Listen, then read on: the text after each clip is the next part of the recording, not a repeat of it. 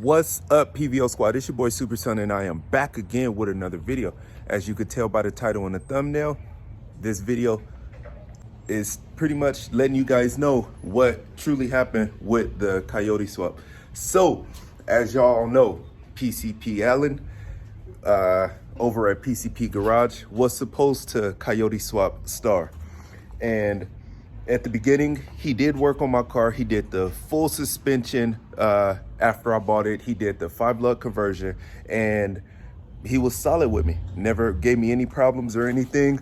And we were chit-chatting, and he was like, Coyote swap it, Coyote swap it. Well, I don't know nobody to do it. And plus, money don't come in like that for me.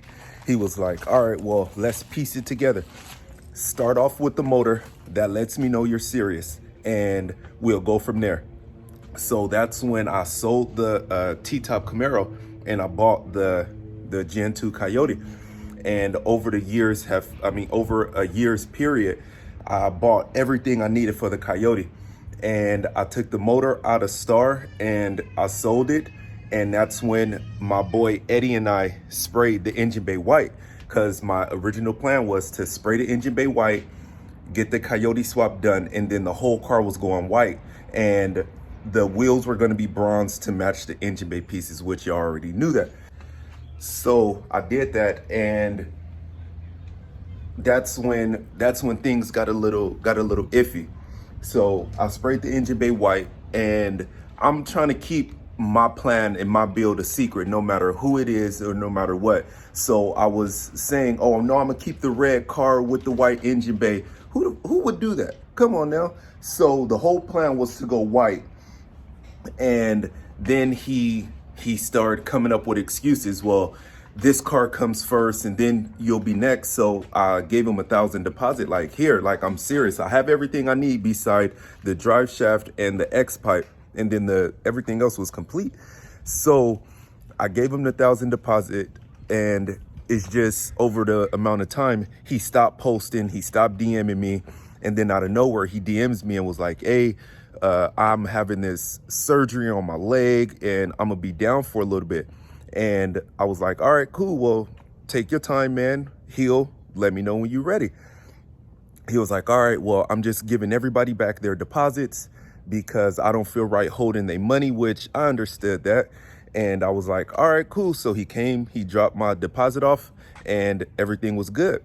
He stopped posting for about maybe 2 weeks to a month. And then out of nowhere, he started doing transmission jobs. He started dropping transmissions. So I instantly DM'd him like, hey, I still got the $1,000 deposit. When could I drop it off so I could get back in line?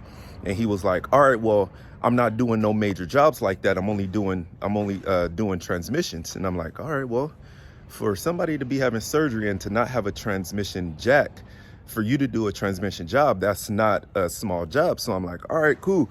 And then once one car was done, he did another car. So I DM'd him again, like, hey, what's going on? Am I still in the queue? Like what's really going on? And then he just stopped DMing me. And after the second transmission job was done, he started doing swaps again. So I reached out to him like, hey, what's really going on? Like, why am I being ignored? What the hell did I do to be treated this way after we had pretty much bought everything, after I had pretty much bought everything I needed for the transmission, for the Coyote swap, and nothing. Never heard back from him. No DMs, no nothing, no phone calls, no text messages or anything. So pretty much he just left me hanging high and dry. And I know there's other people out there that could have done it. I've reached out to probably a good 5 to 7 people asking like, hey, could you guys do it for me? Everybody said no, because I was already tied in with a deal with Allen. But Allen told me, hey, don't let nobody know what's going on. I want to keep my business personal, and I want to just stay under the radar. So I'm like, all right, well, hey, things came up. Allen isn't able to do it. So could you do it? Everybody was telling me no, because I was already tied in with a deal with Allen. So that's the reason why I sold everything, because nobody was willing to help me. And the ones that was willing to do the Coyote swap were charging pretty much double of what he had told me the labor was going to be. And like I said, I don't have money like that. I had enough money to get the car built because he had told me it'll be this amount, so I had it. But after he pretty much left me high and dry, that was it. And shit, that's pretty much it. And like I said, I still to this day don't know what the hell the reason was behind him leaving me high and dry. There was nothing I did. There was pretty much, and I was solid from the beginning. He seemed real cool at the beginning. He seemed like everything was gonna be right. I was gonna be pretty much the second T-top to have a Coyote swap on the West Coast. I had this big plan. I don't know if he didn't trust my vision or if he didn't want to be a part of I don't know if he wanted to be a part of the process, but I don't know. Like I said, still to this day, I don't know why he left me high and dry and he did me the way he did me, but he did it, and it is what it is. Time to move on. So now you guys could stop asking me, hey, what happened with the Coyote swap, or what's going on with it, or why you didn't do this or why you didn't do that. It was all out of my control. And even after he did that, I reached out to several people asking them to do it for me, but nobody was willing to do it. So now we here, and she's going 351. So with that being said, this is the end of the video. Let me keep it 100. He does do good work, and that's why I was so determined to have him do my car.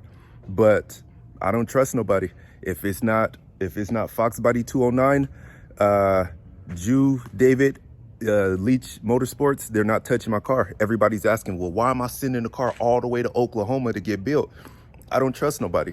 And it's only so much that Jew could do at Fox Body 209 before we have to tune the car and before we have to do all that, when David over at Leach could do everything out there. But you better believe it, when the car comes back, if I have any problems, Jew will be the only one to put his hands on this car.